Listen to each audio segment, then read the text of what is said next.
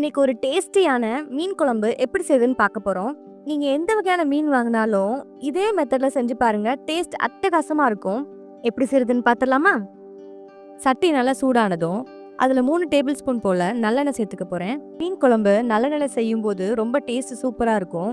எண்ணெய் நல்லா சூடானதும் அதில் கொஞ்சமா கடுகு, வெந்தயம், சீரகம் சேர்த்துருக்கேன். தாளிதம் எல்லாம் நல்லா பொரிஞ்சதுக்கு அப்புறம் அதில் கொஞ்சமா கருவேப்பிலை சேர்த்துக்க போறேன்.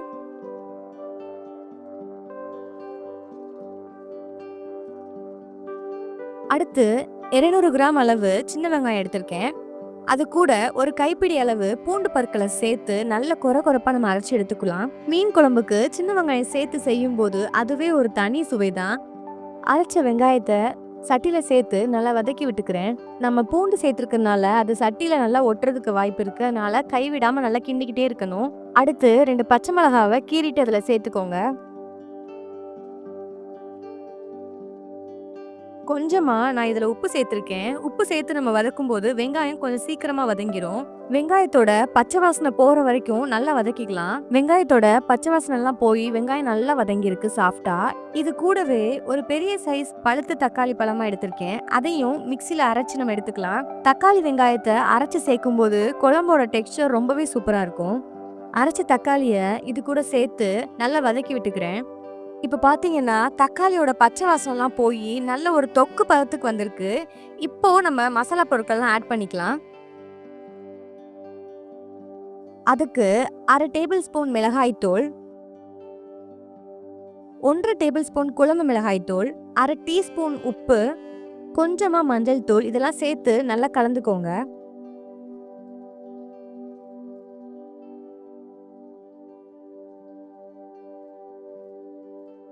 மசாலா பொருட்கள் சேர்க்கும்போது ஸ்டவ்வை லோ ஃப்ளேமில் வச்சு சேர்த்துக்கணும். அப்போதான் மசாலா பொருட்கள் கருகிராம இருக்கும்.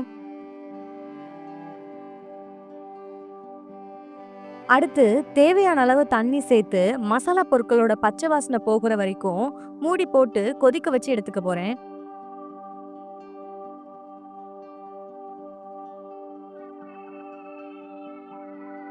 இப்போ 2 நிமிஷம் ஆயிருக்கு.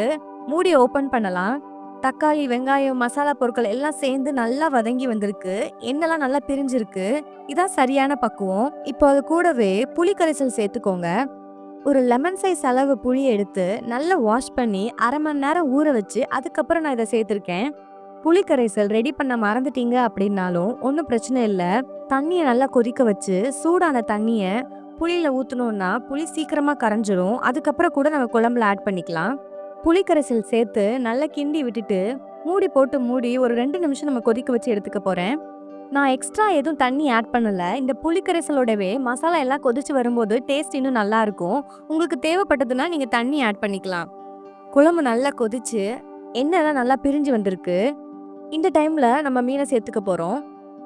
நான் இன்னைக்கு ஊளி மீன் வாங்கி வச்சிருக்கேன். அதை இது கூட சேர்த்துக்க போறேன். நீங்களும் இந்த மீனை தான் செய்யணும்னு அவசியம் இல்லை. எந்த வகையான மீன்லனாலும் இதே மெத்தட்ல செஞ்சு பாருங்க. மீனை சேர்த்துட்டு மீன் மசாலால படுற மாதிரி நல்லா கிண்டி விட்டுக்கோங்க. ரொம்ப கிண்டிடக்கூடாது, மீன் உடைஞ்சிரும். இப்போ மூடி போட்டு மூடி கரெக்டா 5 நிமிஷம் லோ ஃப்ளேம்ல வச்சு நம்ம கொதிக்க வச்சு எடுத்துக்க போறோம். இப்போ 5 நிமிஷம் ஆயிடுச்சு. மூடி ஓபன் பண்ணிடலாம். எண்ணெய்லாம் நல்லா பிரிஞ்சு வந்திருக்கு. மீன் நல்லா குக் ஆயிருக்கு. இதான் கரெக்டான பக்குவம். இப்போ கடைசியா கொஞ்சமா கொத்தமல்லி இலைகள் சேர்த்து இறக்கிற வேண்டியதான். அவ்வளோதான், அட்டகாசமான மீன் குழம்பு ரெடி. நீங்களும் மறக்காம ட்ரை பண்ணி பாருங்க. நம்ம சேனலை இன்னும் சப்ஸ்கிரைப் பண்ணலன்னா சப்ஸ்கிரைப் பண்ணிக்கோங்க. பாய் பாய்.